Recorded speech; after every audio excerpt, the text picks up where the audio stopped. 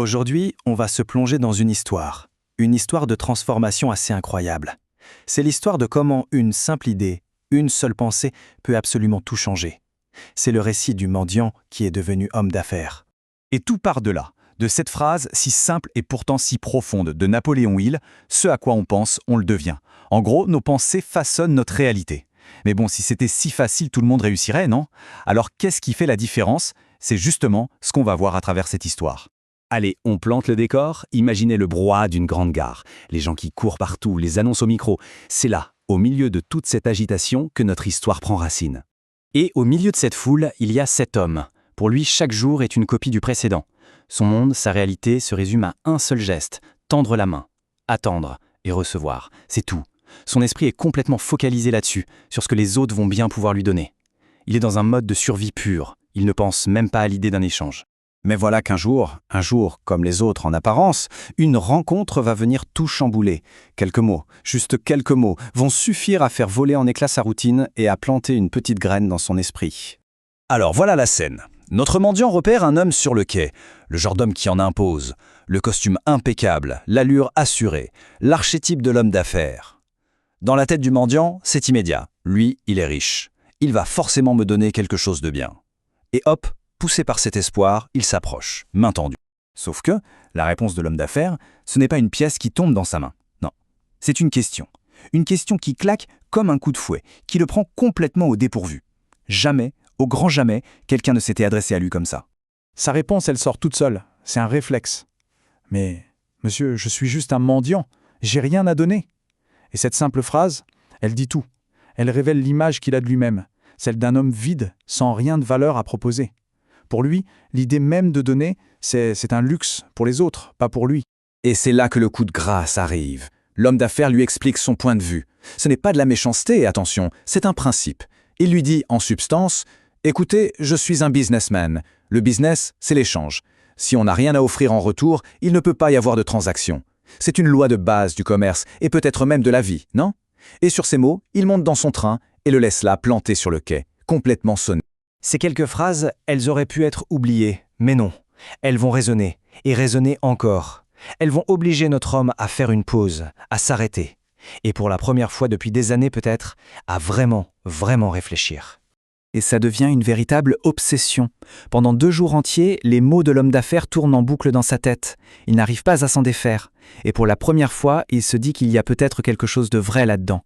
Que s'il ne reçoit pas grand-chose, c'est peut-être parce qu'il ne donne rien. C'est une pensée tellement puissante qu'il en oublie de tendre la main. Il est trop occupé à penser pour mendier. Cette idée s'ancre en lui. Pour recevoir, il faut d'abord donner. D'accord, mais donner quoi? La question le torture. Je n'ai rien, absolument rien. Pourtant, l'idée de l'échange, elle ne le quitte plus. Elle a pris racine. Et puis, le 3e jour, le déclic. Le voilà qui regarde autour de lui, mais différemment cette fois. Plus avec le regard de celui qui cherche à recevoir, mais avec celui de quelqu'un qui cherche à donner. Et là, il les voit. Des petites fleurs sauvages qui poussent le long des rails. Une ressource qu'il n'avait jamais remarquée avant. Et une idée folle commence à germer. Et s'il offrait quelque chose lui aussi? Et c'est ça, le moment charnière. Le vrai changement, il est là, dans sa tête. Il bascule d'une mentalité de preneur qui attend passivement qu'on ait pitié de lui à une mentalité d'échangeur, un acteur. D'un coup, les passants ne sont plus juste des portefeuilles sur pattes, mais des clients potentiels. Alors maintenant, voyons ce qui se passe concrètement. Comment ce simple changement de perspective va transformer sa vie de tous les jours, du tout au tout. Ni une ni deux, il va cueillir quelques-unes de ses fleurs et retourne à sa place habituelle. Mais cette fois, le rituel est différent. Quand une personne lui donne une caisse, il lui tend une fleur en retour. Et là, la réaction est incroyable, totalement inattendue. Les gens sont surpris, ils sourient, ils le remercient. Ce qu'il reçoit, ce n'est plus juste une pièce, c'est de la reconnaissance, un échange humain. Et regardez la vitesse à laquelle les choses s'enchaînent. Au jour 1, la rencontre qui change tout. Au jour 3, l'idée qui germe. Et à peine 6 mois plus tard, le succès. C'est fou de voir ça. Ça montre bien qu'une fois que le changement a eu lieu à l'intérieur, dans la tête, eh bien les résultats à l'extérieur peuvent suivre de manière fulgurante. Le destin fait bien les choses. Un jour, qui revoit-il sur le quai? L'homme d'affaires lui-même. Mais cette fois, la scène est complètement différente. Fini la main tendue, le regard implorant. Notre homme s'approche de lui, la tête haute, plein de fierté. Il ne vient pas demander, il vient proposer un marché. L'homme d'affaires le reconnaît, et il sourit. Il lui donne une belle somme, prend quelques fleurs, et il prononce les mots que l'autre attendait peut-être sans le savoir. Ces mots, c'est bien plus qu'un constat, c'est une validation, c'est la reconnaissance officielle de sa nouvelle vie, de sa nouvelle identité. Et alors que le train s'éloigne, il a une dernière révélation, la plus importante de toutes. Un flash. Il comprend enfin le secret. Il n'est pas un mendiant à qui on fait la charité, pas du tout. Il est un vendeur. Les gens ne lui donnent pas de l'argent par pitié, non, il paie pour ses fleurs. C'est une vraie transaction commerciale. Ce jour-là, c'est décidé. Il quitte la gare. Pour de bon. On pourrait croire que l'histoire se termine ici. Mais attendez, il y a un épilogue. Une dernière rencontre qui vient mettre en lumière toute la profondeur du chemin parcouru. Nous revoilà 6 mois plus tard. Même lieu, même quai de gare. La boucle est bouclée, comme on dit. 2 hommes, élégants, bien habillés, se croisent. L'un d'eux, c'est notre premier homme d'affaires.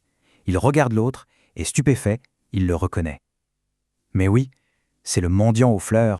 Et là, l'ancien mendiant, devenu depuis un fleuriste prospère, lui livre la clé de toute l'histoire, la vérité qu'il a enfin comprise. En fait, lui dit-il, je n'ai jamais été un mendiant, j'ai toujours été un homme d'affaires. Tout ce qu'il fallait, c'était que je commence à me voir comme tel. C'est incroyable, non? Sa condition de mendiant, ce n'était plus une histoire qu'il se racontait. Sa vraie nature était déjà là en lui. Il suffisait juste d'un changement de regard pour la laisser s'exprimer. Et c'est ça finalement la grande leçon de cette histoire. La manière dont on se voit, ça façonne notre vie. Quand nos pensées changent, notre avenir change avec elles. Si on se voit petit, on reste petit. Mais si on reconnaît son propre potentiel, alors tout devient possible. Ce ne sont pas les circonstances qui nous définissent, mais bien l'idée qu'on se fait de soi-même. Du coup, cette histoire nous renvoie forcément à nous-mêmes et à une question essentielle. Quelle est l'histoire qu'on se raconte à soi, tous les jours? Est-ce que c'est une histoire qui nous tire vers le bas, qui nous met des barrières? Ou est-ce que c'est une histoire qui nous donne des ailes, qui nous ouvre des portes? Parce qu'au final, la réponse à cette question, elle pourrait bien être la clé de tout notre avenir.